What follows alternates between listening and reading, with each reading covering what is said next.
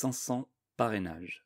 C'est la porte d'entrée pour être candidat à la présidentielle, en plus des autres conditions. Avoir la nationalité française, avoir 18 ans révolus, être électeur, ne pas être privé de ses droits d'éligibilité par une décision de justice, ne pas être placé sous tutelle ni sous curatelle. Une fois ces conditions réunies, vous devez recueillir les signatures de 500 élus, avec encore des conditions. Accrochez-vous. 500 signatures provenant d'au moins 30 départements ou collectivités d'outre-mer différents, sans que plus d'un dixième d'entre eux puissent être les élus d'un même département ou collectivité, donc pas plus de 50 par département. Ces dernières conditions ont été ajoutées pour éviter qu'un candidat n'obtienne des soutiens uniquement d'une partie minoritaire d'un territoire. Dans la Ve République, à l'origine, il fallait 100 signatures. Alors on m'avait toujours dit que le nombre avait été porté à 500 pour interdire la candidature de Coluche en 1981, mais en fait, ça date d'une loi de 1976, faut pas toujours croire ce qu'on vous dit, d'ailleurs Coluche sera en prison, vous savez. Apparemment, les 12 candidatures de 1974 avaient fait craindre le pire à nos gardiens du sérieux de la présidentielle, d'où le passage de 100 à 500. En tout, ça fait quand même 42 000 personnes habilitées à parrainer un candidat. Donc un potentiel théorique de... Alors 42 000 par 500, ça nous donne 84. Évidemment, ça n'arrivera jamais, d'autant que les conditions territoriales que j'évoquais plus haut compliquent tout.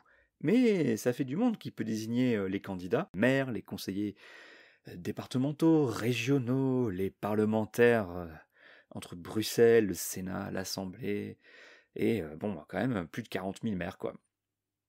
Et ça permet tout ça de relativiser les chouinades de certains et certaines candidates qui pleurent sur le risque de ne pas obtenir leur signature. Un Marine, un Jean-Luc. Tout ça pour dire que la nouvelle mode, encouragée par la publication désormais régulière des parrainages validés par le Conseil constitutionnel chaque mardi et chaque jeudi en fin d'après-midi, c'est de compter au fur et à mesure les soutiens. Par exemple, depuis hier, jeudi 3 février, on sait que Macron, toujours pas candidat, a déjà ses 500 parrainages validés. Parmi les candidatures déclarées, Nathalie Arthaud en a 138, l'efficacité lutte ouvrière, Fabien Roussel 159, le réseau communiste, Yannick Jadot 80, les élus écolos qui se mobilisent tranquillou, et Hidalgo 266. Là aussi, le réseau socialiste Mélenchon en a 100 tout rond, et François Asselineau 56. Vous connaissez l'UPR ? Et en fin de classement, parmi les plus connus, on trouve Taubira à 8. 8 signatures seulement de validées par le Conseil constitutionnel. Évidemment, tout ça ne veut rien dire, il faut attendre le 4 mars pour en être sûr. Rendez-vous donc tous les mardis et jeudis pour un décompte à jour. On avait donc déjà les sondages quotidiens et les rollings qui transformaient les élections en course de petits chevaux. Maintenant en plus, il y a la course au parrainage. Limite, je préférais l'époque avec le suspense jusqu'au bout, ou avec les papiers apportés au dernier moment par les équipes des candidats et le bluff à chaque fois de Nicolas Miguet qui ressortait finalement avec uniquement 14 signatures de validées. Si tu connais Nicolas Miguet, t'es un ancien. Désormais, 2 fois par semaine, on a donc une mise à jour des parrainages, après qu'en plus on se les soit tapés sur les réseaux sociaux, puisque la nouvelle mode, c'est de photographier son bulletin officiel avec ou sans selfie, pour inonder ensuite les timelines de ce contenu passionnant, n'est-ce pas ? Tout ça pour dire que j'ai le secret espoir, donc pas secret finalement, que Christiane Taubira n'obtiendra pas ses 500 paraphes, malgré le soutien du Parti radical de gauche. Parti radical de gauche, le PRG, qui l'avait déjà soutenu en 2002, sans doute au nom d'amitié passée comme sa présence sur la liste énergie radicale aux élections européennes de 1994, une liste soutenue par les radicaux de gauche à l'époque, avec comme tête de liste Bernard Tapie. Et oui, tête de liste et tête nucléaire du missile lancé avec succès par François Mitterrand contre Michel Rocard, mais tout ça est une autre histoire. Une autre histoire, mais cette aventure avec Tapie, ça lui fait un point commun avec Noël ma mère, puisque, comme quoi personne n'est parfait, ça fait partie des détails qui font que, comme l'indique le titre de cet épisode, non, je n'aime pas Christiane Taubira, malgré toutes ses qualités. Est-ce à cause de 2002 ? Non, ça va, j'en suis revenu. Elle avait le droit d'être candidate, même si ça n'a sans doute pas arrangé les choses pour Jospin et le PS. Mais de toute façon, moi j'ai voté, j'ai fait la campagne de Noël ma mère, donc je suis mal placé pour critiquer la multiplication des candidatures. Est-ce à cause de son ambiguïté sur les vaccins ? Ah oui, là pour le coup, ça a joué sur mon sentiment vis-à-vis d'elle récemment. Si je devais résumer en un mot ce que je pense de Christiane Taubira, ce serait vacuité. Cette vacuité, sa vacuité qui m'est apparue pendant la dynamique Europe Écologie, et donc je vais raconter à nouveau une anecdote. C'était à Nantes, aux universités d'été des Verts, enfin EELV, Europe Écologie. En 2009, on était encore dans la joie du score de 16% aux européennes et on se voyait déjà à égalité avec le PS, voire en avance, bon avec 10 ans d'avance finalement, et même devant lui dans certaines régions comme l'Île-de-France pour le régional qui arriverait bientôt. Donc ça ne s'est pas passé comme ça, même si les scores étaient supérieurs à ce qu'ils avaient été les années précédentes. À cette époque, portés par cette dynamique et les perspectives de victoire, en tout cas de poste, plein de gens nous rejoignent, parmi eux des noms comme Stéphane Gatignon, le maire de Sevran, Caroline Mécari, une grande militante LGBT, Emmanuel Cos, qui avait dirigé ACT UP, Pierre Larouturou, la semaine de 4 jours, et plein d'autres noms plus ou moins connus nationalement ou localement, dont hélas pas mal de coucous qui avaient non seulement les régionales de 2010 en ligne de mire, mais aussi les législatives de 2012, ce que dans ma grande naïveté de l'époque, je n'avais pas du tout envisagé.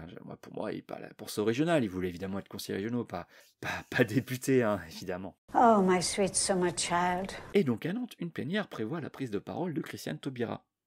Va-t-elle annoncer qu'elle rejoint l'Europe Écologie? C'est la question que tout le monde se posait, surtout la presse, qui aime bien feuilletonner comme ça ce genre de ralliement. Alors que l'amphi était bondé et vibrait sous les tonnerres d'applaudissements, Taubira avait livré un très beau discours pour dire rien, absolument rien. Au milieu de citations et d'envolées lyriques, elle a mis un vent magistral au parti qui l'invitait. Tout le monde est resté sur sa faim. Enfin, c'est ce que je pensais parce que, en fait, la plupart des militants étaient contents. Cette image de femme super engagée et super à gauche et admirable, quoi qu'elle dise, elle lui colle à la peau et c'est pas nouveau. Vous voyez?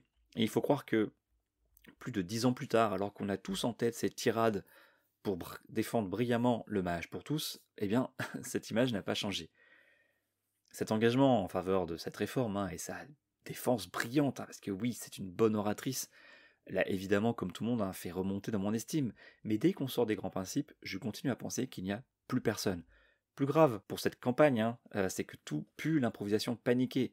Depuis le site Taubira pour 2022, l'appel à candidature qui est resté très succinct, qui affiche encore la vidéo de mi-décembre, un texte d'appel à soutien en PDF. En PDF Bon, ça sent quand même le truc fait dans la précipitation, même s'il y a un site avec taubira.fr un peu plus complet, mais qui lui aussi quand même reste encore bien vide. Donc tout sent la précipitation jusqu'à ces interventions, dont 2 ont particulièrement fait mal à sa candidature, et je veux parler de ce qu'elle a dit sur les droits de succession et sa prestation face à la Fondation Abbé Pierre au sujet du logement. Alors commençons d'abord par les héritages.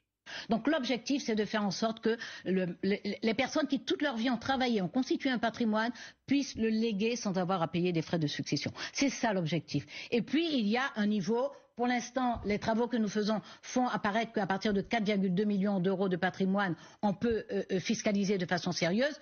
À ce niveau-là, on peut effectivement. 4,2 millions d'euros. Mais Christiane, de qui on parle là? Allô? D'après l'INSEE, le patrimoine brut médian, pas moyen, c'est-à-dire la moitié en dessous, la moitié au-dessus, le patrimoine brut médian des Français est de 163 000 euros. Il n'y a même pas 1% des Français qui possèdent un patrimoine supérieur à 2 millions d'euros. Ces chiffres viennent de l'INSEE. Bon, ils datent par contre de 2018, mais vous pouvez aller vérifier. Et depuis 2018, ça n'a pas dû beaucoup changer, en tout cas pas en bien. Ils sont issus de l'enquête Histoire de vie et patrimoine qui est réalisée tous les 3 ans. La prochaine mise à jour sera faite en 2023 avec les données de 2020 et 2021. Oui, c'est long, mais j'imagine que c'est beaucoup de travail. Je ne comprends vraiment pas cette histoire des 4 millions d'euros de patrimoine comme un plancher de taxation. Ça n'a absolument aucun sens. Je comprendrais si ça venait de Pécresse ou Zemmour, voire de Macron, qui avait sèchement rembarré Christophe Castaner quand il avait été brièvement à la direction du parti En Marche. Si vous avez oublié un petit rappel, c'était en 2018 et Castaner, secrétaire général du parti, avait dit qu'il fallait challenger le gouvernement. C'était ses propres mots. Et là, directement, il balance le sujet des successions, hop, sans tabou, comme il dit, donc pour lutter contre les inégalités de naissance. C'était une bonne idée, c'était presque de gauche, même de gauche en fait. Et Christophe a dû se rappeler qu'il venait du PS, mais visiblement un petit peu trop pour Macron, qui avait dit que on ne toucherait à rien des successions sous sa présidence. Donc Castaner avait vite arrêté de challenger le gouvernement.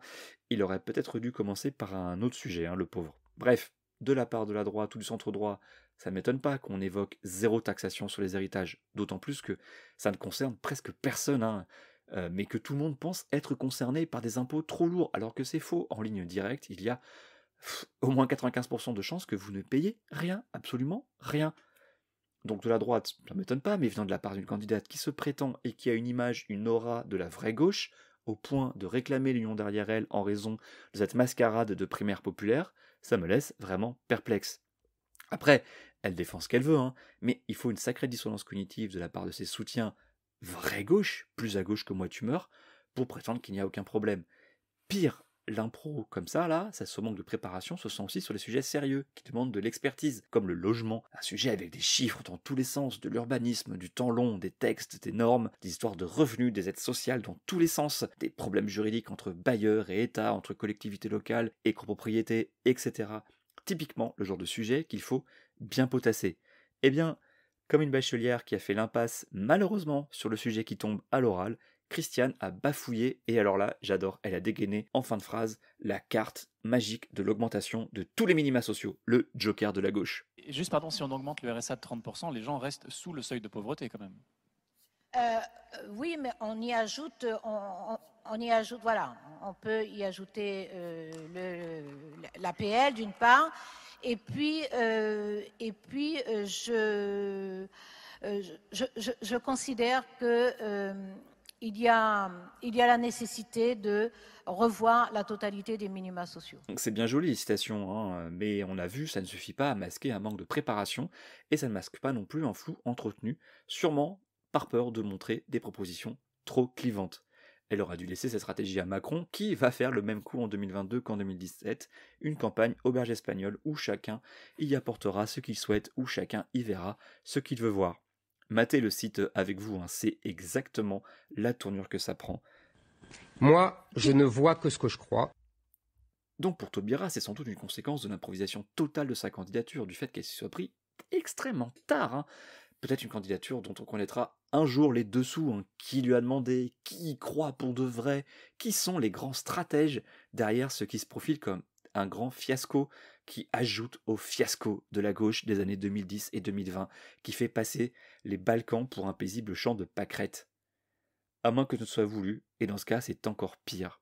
À moins que les équipes ne soient concentrées uniquement sur les parrainages pour être sûr de pouvoir effectivement se présenter et ne pas ridiculiser encore plus à la fois la primaire populaire, le PRG et Christiane Taubira. Qu'on soit clair, les 8 signatures recensées et présentées au 3 février ne signifient rien.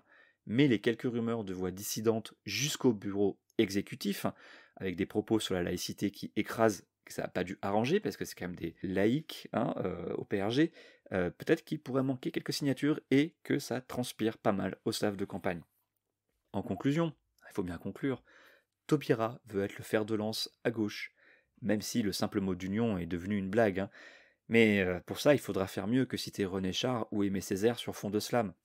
Une fois n'est pas coutume, je vais laisser le mot de la fin à Bernard Tapie, nanar le sévèrement burné, avec cette phrase prononcée à son dernier meeting de 1994, un meeting à la fin duquel Christiane Taubira était montée sur scène. Quelques jours plus tard, elle était élue députée européenne. À la semaine prochaine. Pour être à gauche, il faut l'annoncer, il faut le dire, il faut le clamer, ça se mérite, ça se décrète pas.